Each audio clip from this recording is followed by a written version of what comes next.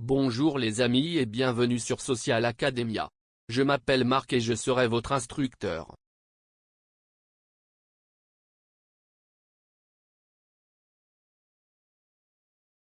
Aujourd'hui nous parlerons d'histoire, la Seconde Guerre mondiale. Mais avant, juste un moment s'il vous plaît, que je m'installe.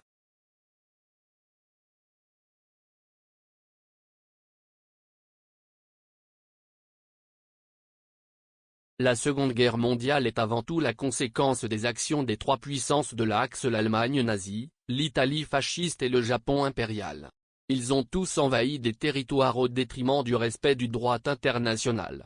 Ainsi, l'Allemagne envahit les Sudètes, en Tchécoslovaquie, dans les années 1930, et annexe l'Autriche. L'Italie fasciste colonise notamment l'Éthiopie. Enfin, le Japon prend pied en Mandchourie en 1931, puis dans le reste de la Chine en 1937. Les grandes lignes de cette guerre. Définition. Les causes. Les étapes de la guerre. Et ses conséquences. Ce sujet est assez complexe, mais prêtez-y attention pour bien le saisir.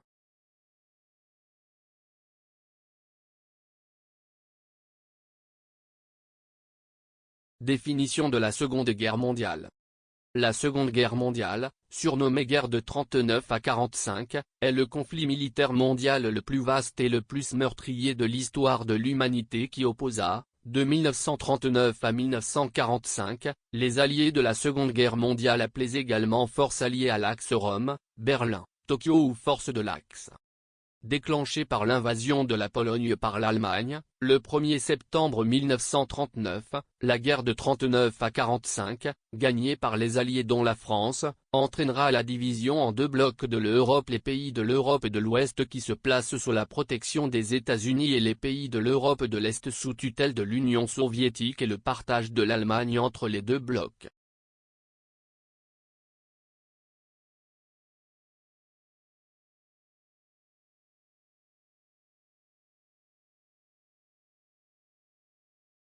Les belligérants de la Seconde Guerre mondiale. La Seconde Guerre mondiale opposait deux camps, les Alliés et l'Axe. La France, la Belgique, le Canada, les États-Unis ainsi que plusieurs autres nations faisaient partie des puissances alliées. L'Axe était principalement constitué de l'Allemagne, de l'Italie et du Japon, mais aussi de la Roumanie, de la Bulgarie et de la Slovaquie. Cependant, certains pays tels que l'Espagne, l'Irlande, la Suède, la Suisse et le Portugal demeurèrent neutres pendant le conflit.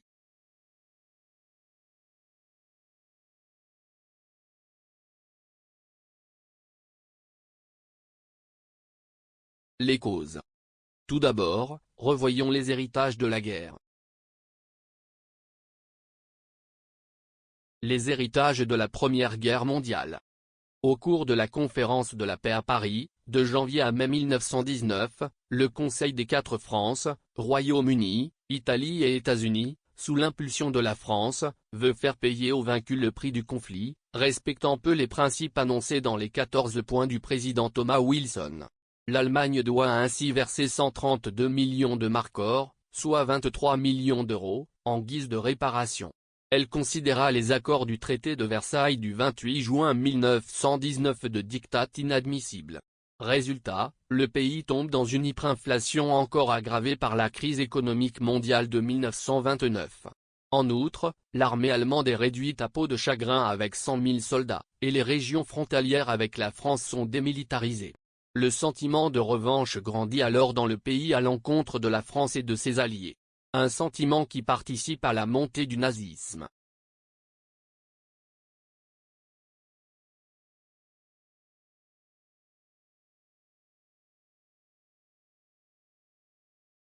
L'Europe centrale et orientale se retrouvait morcelée, la disparition de l'Autriche-Hongrie se traduisant par la création de nombreux petits États souvent très fragiles, mais comptant de frontières qui ne tenaient que fort peu compte des problèmes de nationalité, autant de germes potentiels pour de nouveaux conflits.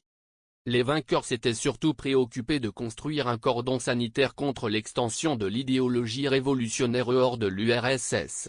L'Italie, bien que victorieuse, était elle aussi mécontente de son sort, estimant la victoire mutilée, car ses revendications territoriales en Dalmatie et en Albanie n'étaient pas satisfaites. Le Japon jugeait très insuffisant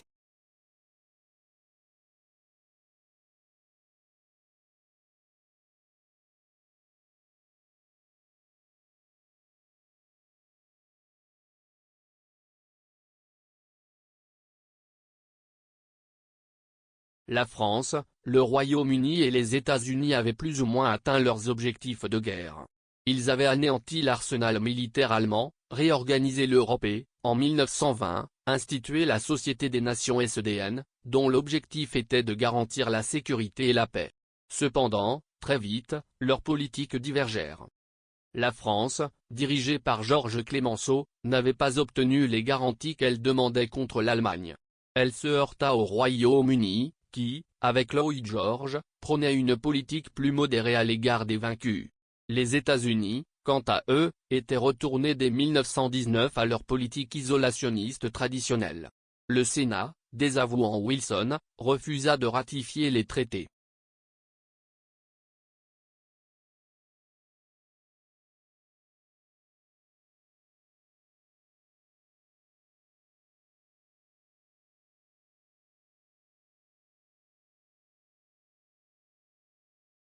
L'échec des efforts de paix. Si les années 20 apparurent comme une période marquée par la volonté de bâtir une paix stable, la situation changea radicalement avec les effets de la Grande Crise et la montée des fascismes. La création, en 1920, à Genève, de la SDN devait garantir la paix par la sécurité collective. Les pouvoirs de la SDN restaient toutefois limités à ses capacités de persuasion. En cas de difficulté, elle ne pouvait prendre, contre un État récalcitrant ou qui contrevenait aux principes de l'organisation, que des décisions de sanctions morales ou économiques, ses membres étant libres de les appliquer ou non. En outre, les États-Unis, n'ayant pas ratifié le traité de Versailles, n'adhérèrent pas non plus à la SDN, limitant ainsi son action.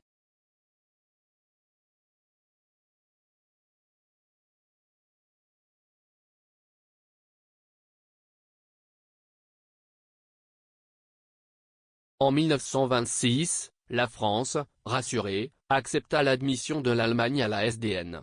Autre symbole du pacifisme à son apogée, le pacte Briand-Kellogg, des noms du secrétaire d'État américain et du ministre français des Affaires étrangères, signé à Paris le 27 août 1928 par une soixantaine d'États, était un pacte de renonciation générale à la guerre dont les signataires s'engageaient à résoudre tous les conflits de manière pacifique.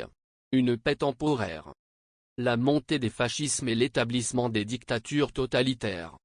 Au sortir de la Première Guerre mondiale, les problèmes liés à l'application des traités ainsi que les difficultés économiques et sociales auxquelles furent confrontés les gouvernements les fragilisèrent rapidement et favorisèrent la montée des contestations politiques, en provenance de la gauche révolutionnaire communiste, mais aussi de nouvelles organisations qui revendiquaient une idéologie nouvelle, le fascisme.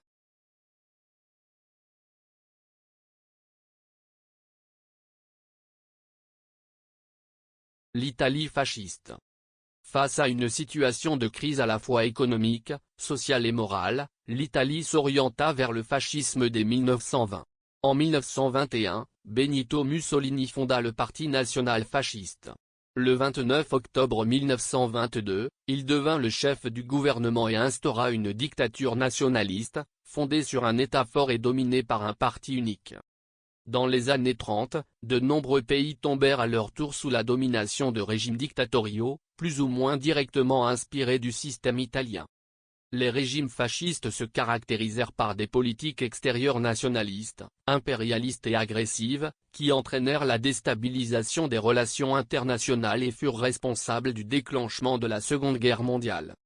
Paradoxalement, dans un premier temps, l'Italie tenta de se rapprocher des démocraties occidentales et, en avril 1935, à la conférence de Stresa, fut signé un accord entre la France, le Royaume-Uni et l'Italie. Les trois États semblaient s'unir contre l'Allemagne, mais cet accord demeura lettre morte en raison des volontés d'expansion de Mussolini et de son rapprochement avec l'Allemagne nazie.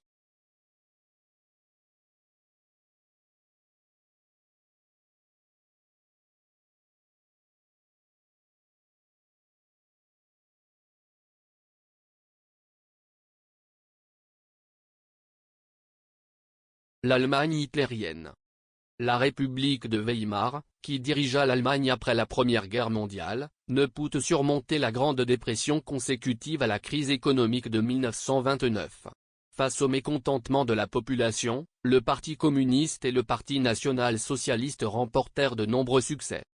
En janvier 1933, Adolf Hitler, le chef du parti nazi, fut nommé chancelier par le président de la République Paul von Hindenburg. Le Führerguide prônait un fascisme dont la spécificité essentielle était son racisme exacerbé. Face à l'humiliation du diktat de Versailles, Hitler mit en avant la théorie du Lebensraum, c'est-à-dire le fait de procurer davantage d'espace vital au peuple allemand. Son appartenance à une race supérieure, la race aryenne, donnant, selon lui, des droits sur les autres peuples.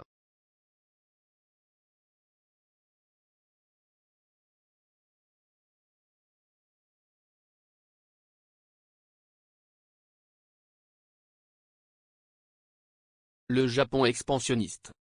Le Japon n'adopta pas formellement un régime fasciste, mais l'influence de plus en plus grande de l'armée sur le gouvernement et sur l'empereur Hirohito amena le pays à une politique expansionniste dans toute la sphère de l'Asie de l'Est et du Sud-Est. Prenant, en 1931, le prétexte d'un affrontement d'importance négligeable avec les troupes chinoises près de Mukden, aujourd'hui Shenyang, les armées nippones envahirent toute la Mandchourie, le 18 septembre 1931, créant ainsi l'état satellite du Mandchoukuo. En janvier 1932, le Japon conquit Shanghai et une partie du littoral, puis, dans les années qui suivirent, étendit sa domination à toute la Chine du Nord. En 1937, lors d'une campagne d'une extrême violence, il chercha à s'emparer du reste de la Chine, dont il soumit les régions conquises à un régime d'occupation particulièrement sévère.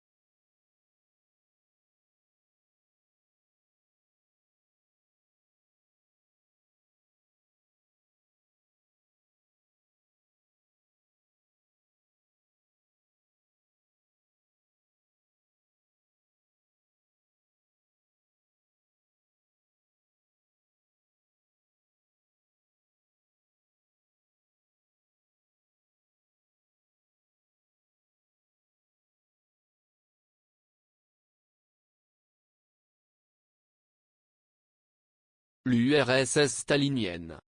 En Russie, l'après-Première Guerre mondiale fut également caractérisée par l'avènement d'un nouveau régime politique, qui favorisa l'installation d'une dictature. Celle-ci ne reposait pas sur le fascisme, mais sur le communisme. En effet, en février 1917, la révolution des soviets obligea le tsar Nicolas II à abdiquer. Puis, en octobre 1917, une nouvelle insurrection entraîna la mise en place d'un gouvernement soutenu par les bolcheviks et dirigé par Lénine. Le parti bolchevique prit le nom de Parti communiste et une guerre civile ensanglanta le pays.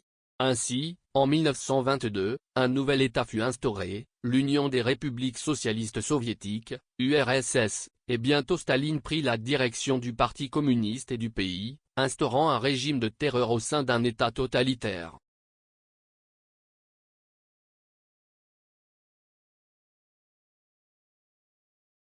Les agressions des dictatures.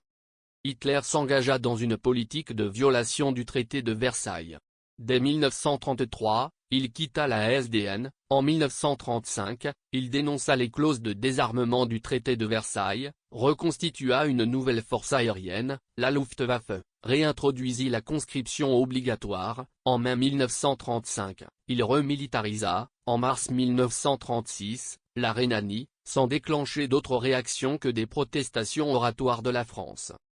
Hitler mit son nouvel armement à l'essai lors de la guerre d'Espagne, en soutenant les forces putschistes du général Franco.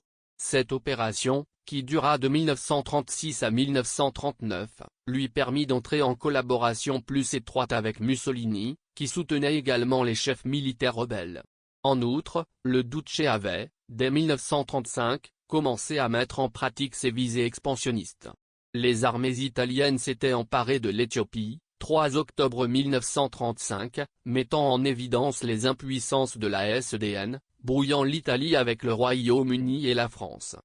Le rapprochement de l'Allemagne, de l'Italie et du Japon aboutit à la signature de plusieurs traités d'alliance. En novembre 1936, l'axe Rome-Berlin fut proclamé et, le 25 novembre 1936, un pacte anti-Comintern, auquel l'Italie adhéra en 1937, fut signé entre le Japon et l'Allemagne. Les 3 États constituèrent les puissances de l'axe.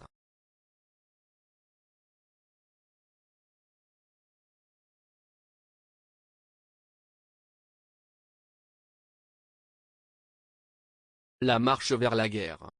L'Anschluss. Hitler se lança dans une politique expansionniste en annexant l'Autriche en mars 1938. Mussolini lui apporta son soutien. Les démocraties européennes demeurèrent passives, s'inquiétant davantage de leurs problèmes de politique intérieure et considérant le problème du statut de l'Autriche comme une affaire interne à l'Allemagne, ce que revendiquait Hitler. Les États-Unis, par ailleurs, avaient considérablement limité leur pouvoir d'action en cas d'agression d'un autre pays, en votant une loi sur la neutralité qui leur interdisait d'apporter une assistance matérielle aux nations en proie à un conflit international.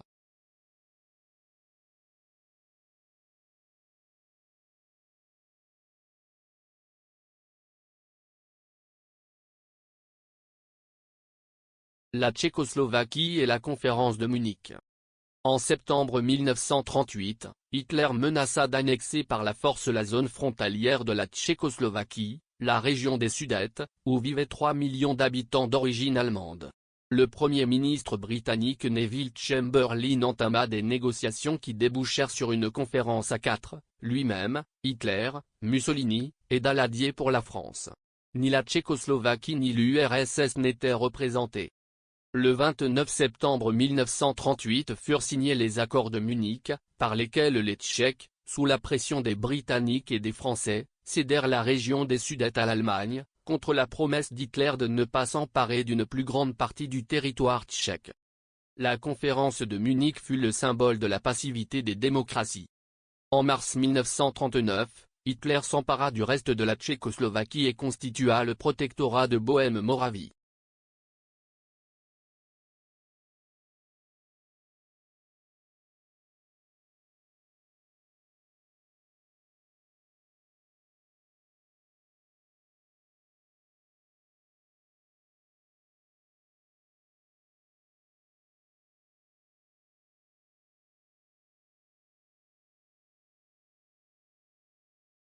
Les étapes de la guerre.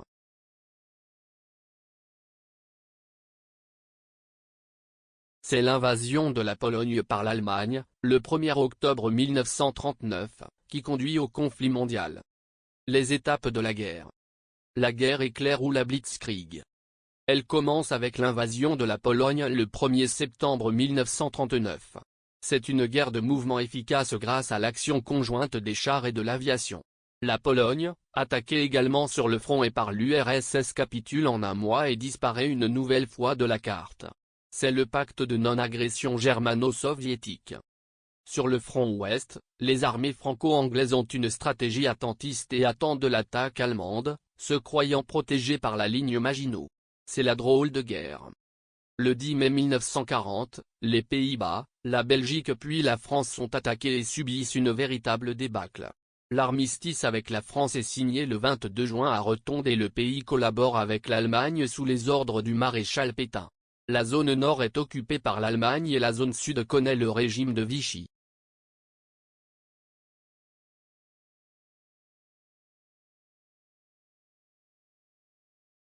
La bataille d'Angleterre de juillet à novembre 1940. Il reste, pour Hitler, à anéantir le Royaume-Uni. Il bombarde Londres et le sud du pays afin de faire céder le pays. Cependant, la population anglaise, soutenu par Winston Churchill, résiste et l'aviation britannique défend bien le pays. Il s'agit là du premier échec pour l'Allemagne qui se lance alors dans la guerre sous-marine. C'est la bataille de l'Atlantique. On retiendra de l'opération Otari à partir de juillet 1940, les différentes phases de la bataille d'Angleterre, d'où le Blitz qui commença le 7 septembre avec les grands raids aériens sur Londres et les grandes villes anglaises.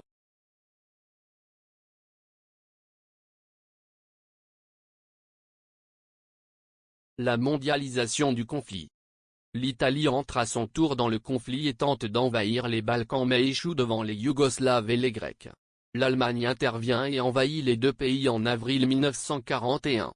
Les Allemands déjà présents en Libye pénètrent en Égypte pour couper la route des Indes aux Anglais.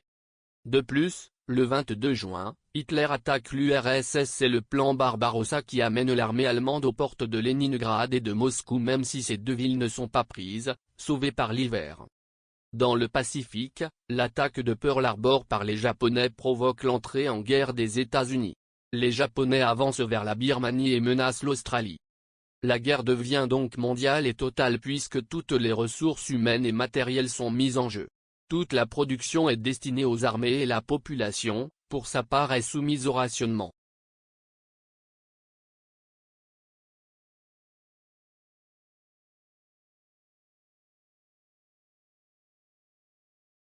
La domination de l'Axe et du Japon en Europe et en Asie. L'Europe est organisée autour du Grand Reich. On distingue le Grand Reich constitué de l'Allemagne agrandie, des territoires annexés, Luxembourg, Alsace et autres. Autour, il y a les territoires occupés comme la partie nord de la France. Enfin, il y a les pays alliés ou satellites de l'Allemagne, Hongrie, Roumanie, Bulgarie. Certains États comme l'Espagne, le Portugal, la Suède ou la Suisse sont restés neutres tout au long du conflit. Dans les pays conquis, aussi bien en Europe qu'en Asie, les régimes d'occupation sont très durs. En Europe notamment, à partir de 1942, les Allemands mettent en place une politique d'extermination des Juifs.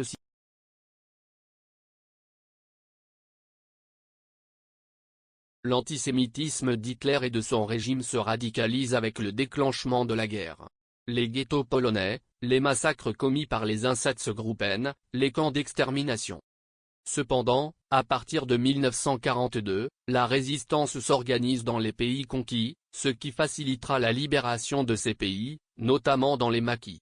Cette même année, 1942, une grande partie de l'Asie du Sud-Est et des archipels du Pacifique sont sous domination japonaise, la sphère de coprospérité, tutelle impérialiste japonaise.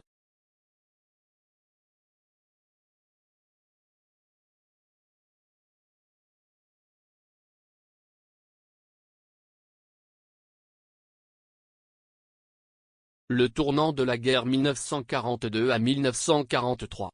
En février 1943, l'opération Torch est lancée. En Afrique du Nord, le général anglais Montgomery, appuyé par les Américains, triomphe de l'Allemand Rommel à la bataille d'El Alamein et débarque en Sicile. En URSS, les Allemands perdent la bataille de Stalingrad en février 1943. Dans le Pacifique, les Américains gagnent la bataille de Midway face aux Japonais. Les moyens mis en œuvre par les grands pays États-Unis, URSS, au niveau humain et matériel commencent à payer. Ce tournant marque la capitulation de la 6e armée allemande à Stalingrad, et le débarquement en Sicile et en Italie, ligne Gustave, bataille de Koursk. En Asie, c'est la fin de la résistance à Guadalcanal, la reconquête des îles Salomon, Gilbert et Marshall.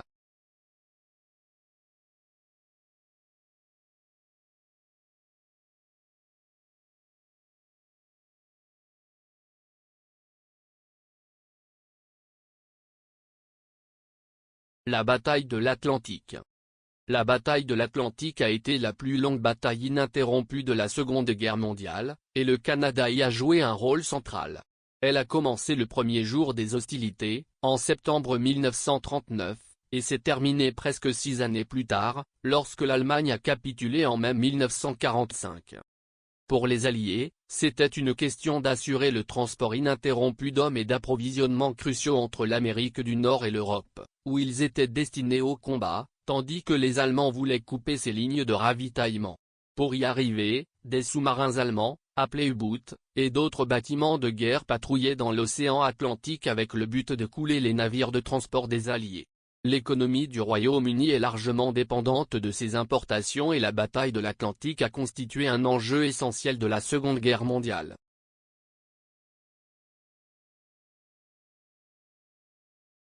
La victoire en Europe. Les Russes progressent rapidement à l'est après leur victoire à Koursk. Les Anglo-Américains remontent le long de la botte italienne et ils débarquent en Normandie le 6 juin 1944. Les Alliés débarquent également en Provence le 15 août 1944. Hitler se suicide le 30 avril 1945 et l'Allemagne signe l'armistice le 8 mai 1945. La défaite du Japon. Alors que la guerre se termine en Europe, les Japonais résistent avec acharnement aux armées américaines. Ces derniers, sous le commandement du général MacArthur, progressent lentement et le coût humain d'un débarquement au Japon semble important. 2 bombes atomiques sont lancées sur le Japon le 6 et le 9 août 1945 sur les villes de Hiroshima et de Nagasaki. Le Japon capitule le 2 septembre 1945.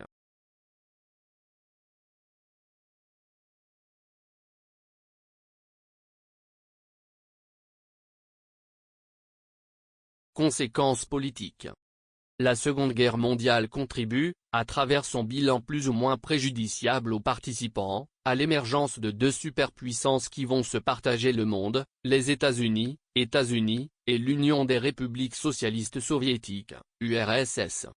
La Société des Nations, à laquelle on impute d'avoir échoué à empêcher la guerre, est remplacée par l'Organisation des Nations Unies dont la charte est rédigée à San Francisco en juin 1945.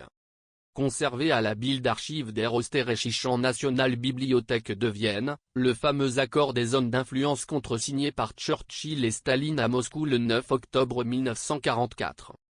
L'Allemagne est soumise à plusieurs années d'occupation. En 1949, elle est séparée en 2 États, désignés des noms d'Allemagne de l'Ouest, démocratie libérale, dans la zone occupée précédemment par les Américains, les Britanniques et les Français, et d'Allemagne de l'Est, régime communiste, dans la zone occupée par les Soviétiques. La réunification allemande n'aura lieu qu'en 1990.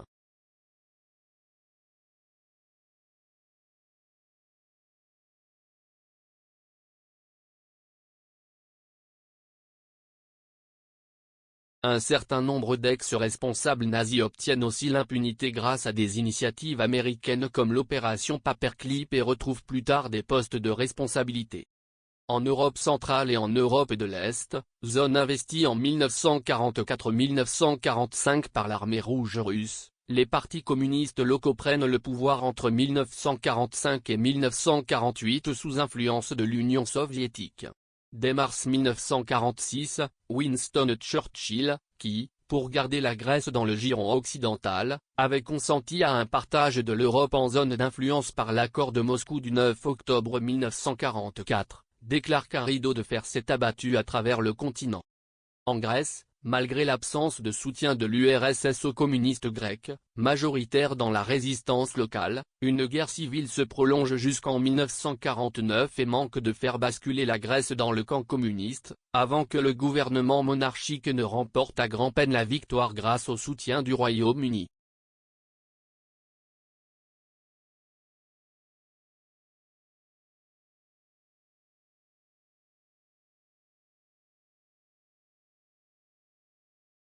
En Pologne, Tchécoslovaquie, Hongrie, Roumanie, Bulgarie, Yougoslavie et Albanie, où les communistes étaient largement minoritaires, des régimes communistes sont mis en place, le bloc de l'Est se constitue en Europe, signant le début de la guerre froide.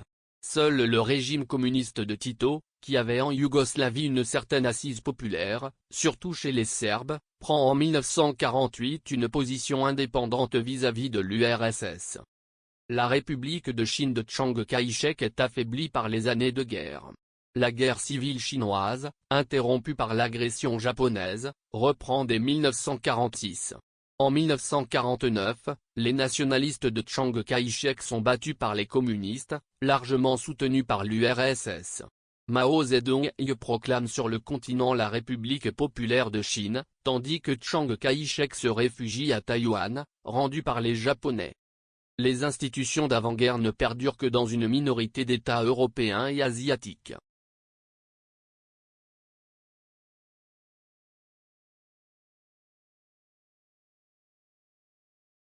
Toutes les monarchies d'Europe et de l'Est sont abolies par la construction rapide des régimes communistes, qui balayent également les entreprises, le tissu syndical et associatif, et les libertés publiques de ces pays. Un référendum abolit la royauté en Italie, 10 juin 1946. Elle ne se maintient en Grèce qu'au prix d'une guerre civile, et en Belgique la question royale posée par l'attitude de Léopold III pendant la guerre, ne trouve de réponse qu'avec son abdication en 1951. Au Japon, les Américains maintiennent l'empereur Hirohito, pourtant constamment tenu informé des crimes commis par ses armées, mais imposent l'abolition du culte impérial qui le proclamait d'essence divine. En France, la Troisième République, rendue responsable de la défaite, cède la place à une nouvelle constitution.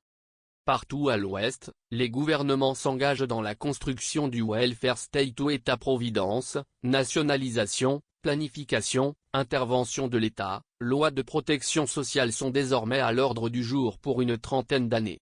La recherche scientifique et technique, dans l'ensemble, bénéficie d'une forte impulsion, en particulier pour la maîtrise de l'atome dans le projet Manhattan et la recherche sur les fusées qui permettra des programmes spatiaux.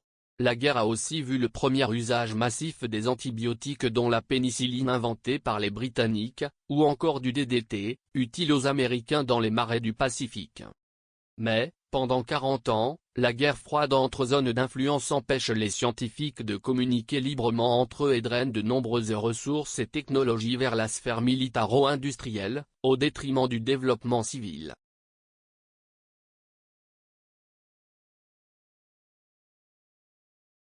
Conséquences économiques. En 1947, les niveaux de production demeurent inférieurs à ceux d'avant-guerre. Cette situation s'explique par le manque de main-d'œuvre, par la faible productivité du travail à cause de la sous-nutrition, par les pillages, les bombardements et les sabotages qui ont affecté l'appareil de production. D'une manière générale, l'économie des pays d'Europe orientale est plus affectée que celle des pays de l'Ouest, car l'occupation nazie y fut plus dure et la tactique de la terre brûlée fut appliquée en URSS, lorsque celle-ci détruit ses propres ressources afin que l'ennemi n'y ait pas accès. Après 1945, en France, le manque de charbon paralyse la sidérurgie. En Allemagne, le manque de matières premières, de main-d'œuvre, l'absence d'une administration nationale et la limite des transports provoquent une situation dramatique. Le surpeuplement et le marché noir menacent l'équilibre du pays.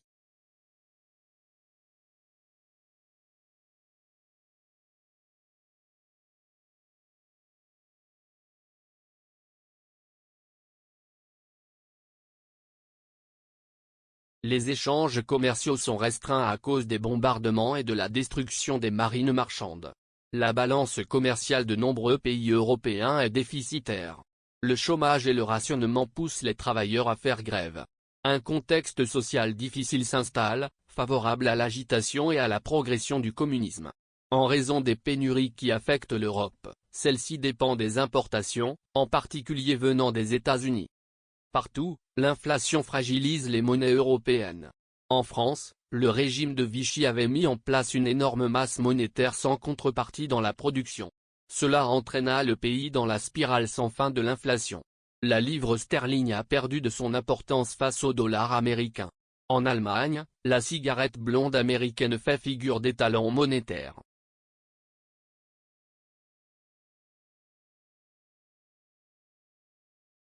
Conséquences sociales. En 1945, de nombreuses régions sont détruites en Europe et plusieurs millions de personnes sont mortes ou blessées. Les combats de la Seconde Guerre mondiale n'ont épargné que les pays neutres, Suisse, Suède, Portugal et Espagne. Le bilan humain est dramatique, entre 60 et 80 millions de morts, plusieurs millions de blessés, 30 millions d'Européens déplacés en raison des changements de frontières, surtout en Europe orientale. Ce conflit fut le plus coûteux en vie humaine de toute l'histoire de l'humanité. Environ 45 millions de civils sont morts et le nombre de victimes civiles est supérieur à celui des victimes militaires. Au total, selon les estimations, environ 17 877 000 de militaires sont morts sur les champs de bataille européens. Le total des pertes militaires seules de l'Allemagne et de l'Union soviétique réunies représente 84% du total de toutes les pertes militaires subies en Europe. Les pertes militaires du conflit germano-soviétique seules sont de 13 876 400. Récapitulatif. Date de début de la Seconde Guerre mondiale, 1er septembre 1939. Le 1er septembre 1939, l'Allemagne envahit la Pologne. La France, la Grande-Bretagne et leurs empires coloniaux, alliés de la Pologne déclarent la guerre à l'Allemagne le 3 septembre 1939. C'est le début de la Seconde Guerre mondiale. Une vingtaine d'années après la fin de la Première Guerre mondiale, le monde va se trouver plongé dans un conflit encore plus meurtrier, destructeur et cruel. Date de fin de la Seconde Guerre mondiale. 2 septembre 1945. Le 8 mai 1945, l'Allemagne capitule sans condition. C'est la fin de la guerre en Europe. Le 2 septembre 1945, le Japon capitule à son tour, après que les États-Unis aient largué des bombes atomiques sur les villes de Hiroshima et de Nagasaki. C'est la fin de la Seconde Guerre mondiale. La dimension planétaire du conflit va prosaudier l'équilibre du monde. L'Europe est entraînée encore plus vers le déclin tandis que les États-Unis et l'URSS vont dominer le monde. Le 30 janvier 1933, Adolf Hitler, chef du Parti national-socialiste allemand, et NSDAP, le parti nazi, devient chancelier de l'Allemagne. Adolf Hitler veut la guerre afin que l'Allemagne domine l'Europe. La Seconde Guerre mondiale commence le 1er septembre 1939 lorsque l'Allemagne, gouvernée par le parti nazi, envahit la Pologne.